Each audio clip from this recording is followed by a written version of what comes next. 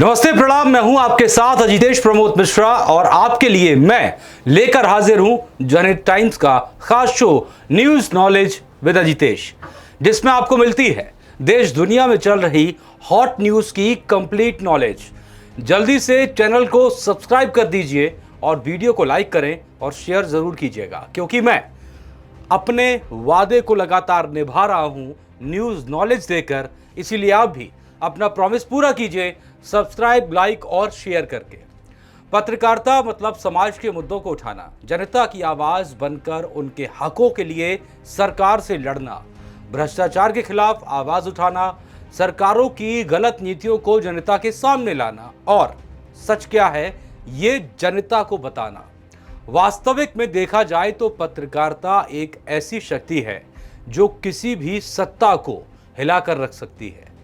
लेकिन अगर यही पत्रकारिता जिम्मेदारियों के साथ ना की जाए तो जनता, समाज और सरकार के लिए हानिकारक भी साबित हो सकती है।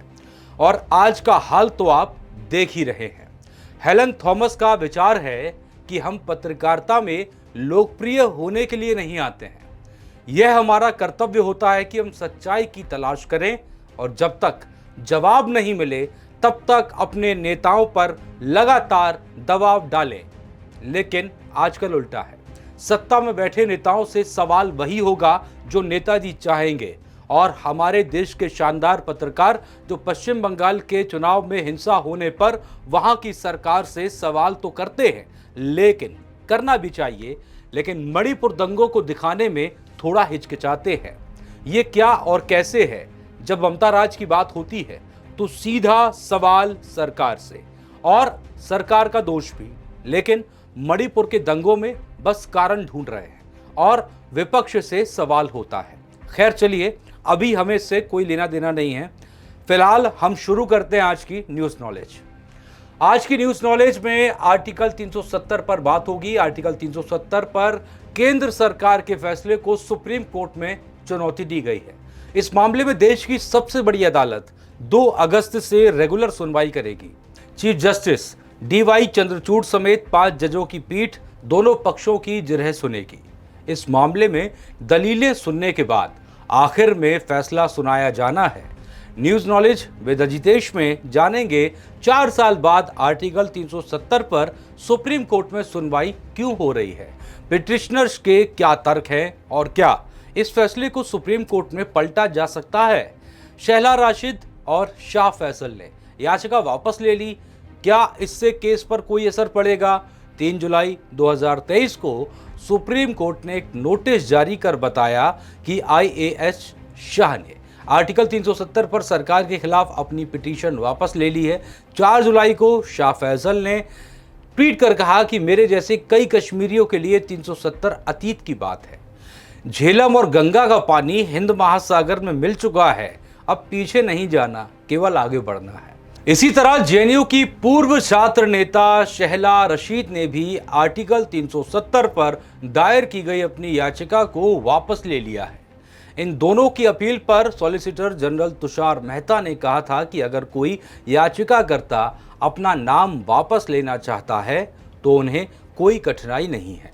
इसके बाद बेंच ने नाम वापसी की अनुमति दे दी थी। हालांकि कानून के जानकारों का मानना है कि इन दोनों के याचिका वापस लेने पर इस केस के फैसले पर कोई असर नहीं पड़ेगा। याचिकाकर्ताओं ने आर्टिकल 370 के खिलाफ सुप्रीम कोर्ट में 4 प्रमुख तर्क दिए हैं और वो तर्क कुछ इस तरह से है। पहला तर्क है, आर्टिकल 370(3) के मुताबिक भारत के राष्ट्रपति जम्मू कश्मीर विधानसभा की सहमति के बिना आर्टिकल 370 में संशोधन की इजाजत नहीं दे सकते। हालांकि 5 अगस्त 2019 को राष्ट्रपति ने बिना राज्य के विधानसभा से अनुमति लिए 2 आदेशों के जरिए जम्मू कश्मीर से आर्टिकल 370 खत्म कर दिया। ऐसे में आर्टिकल 370 को खत्म करने का तरीका असंवैधानिक है। पॉइंट नंबर 2, संविधान के आर्टिकल 3 के तहत संसद किसी राज्य को केंद्र शासित प्रदेश में नहीं बदल सकती है और न ही राज्य की विधानसभा में चुने जाने वाले प्रतिनिधियों की संख्या कम कर सकती है। ऐसे में संसद द्वारा जम्मू कश्मीर पुनर्गठन अधिनियम 2019 के तहत जम्मू कश्मीर राज्य को दो हिस्सों में बांटना पूरी तरह से असंवैधानिक है। जो तीसरा पॉइंटर है वो ये है कि संविधान के पार्ट 3 में फेडरल डेमोक्रेसी की बात कही गई है। इसके मुताबिक हर राज्यों के पास अपने अधिकार होते हैं और सही से कानूनी प्रक्रिया का पालन किए बिना किसी राज्य की शक्तियों को कम नहीं किया जा सकता है। ऐसे में केंद्र का यह फैसला संविधान के खिलाफ है। जो चौथा तर्क दिया जाता है वो ये है, जम्मू कश्मीर से जुड़े आर्टिकल 370 को खत्म किए जाने से पहले राज्य के लोगों और लोकतांत्रिक रूप से चुने गए प्रतिनिधियों से सलाह ली गई। 5 अगस्त 2019 को यह फैसला लेने के समय रातों रात लोगों के मौलिक अधिकार और स्वतंत्रता खत्म कर दी गई। यह राज्य में रहने वाले लोगों के मौलिक अधिकारों का उल्लंघन है। अब सवाल ये उठता है कि केंद्र सरकार ने आर्टिकल 370 खत्म करने के पक्ष में क्या तर्क दिए हैं। जवाब ये है कि 10 जुलाई 2023 को केंद्र सरकार ने एक हलफनामे के जरिए आर्टिकल 370 को खत्म करने के अपने फैसले को सही बताया है। केंद्र सरकार ने अपने 20 पेज के जवाब में आर्टिकल 370 को खत्म करने के पक्ष में 3 तर्क दिए हैं। केंद्र सरकार का जो पहला तर्क है वो ये है, 370 खत्म होने के बाद जम्मू कश्मीर में आतंकवादियों का नेटवर्क तबाह हो गया है। पत्थरबाजी और हिंसा जैसी चीजें अब खत्म हो गई हैं। इससे राज्य में रिकॉर्ड 1.88 करोड़ पर्यटक आए और पर्यटन के क्षेत्र में वृद्धि हुई है।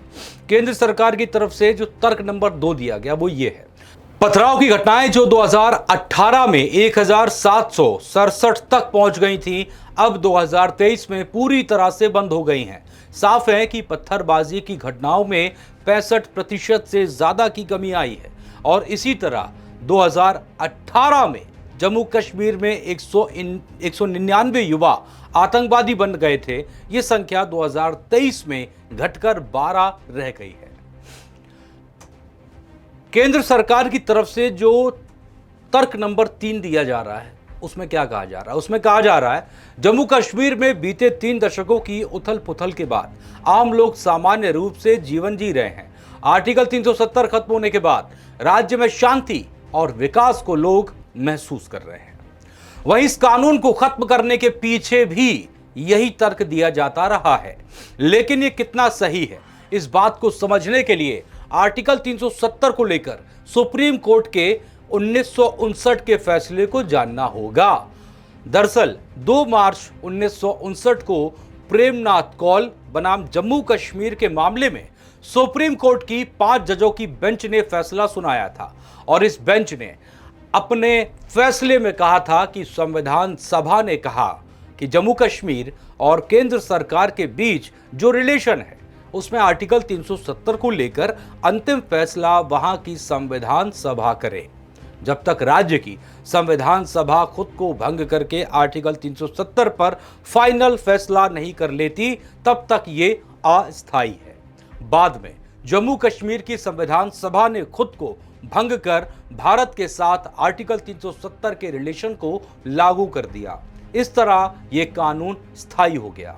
इसी तरह सरकार के समर्थकों का यह कहना है कि आर्टिकल 370 अस्थायी था, सही नहीं है। ऐसे में कई तर्क हैं जो सुप्रीम कोर्ट में सरकार के पक्ष को कमजोर कर सकते हैं। तो कैसी लगी आज की न्यूज नॉलेज, कमेंट सेक्शन में बता दीजिएगा। और कौन सी न्यूज की नॉलेज आपको चाहिए ये भी आप बता सकते हैं। चैनल को सब्सक्राइब कर देना और साथ ही साथ वीडियो जरूर शेयर करना। अपना ध्यान रखिए। नमस्ते।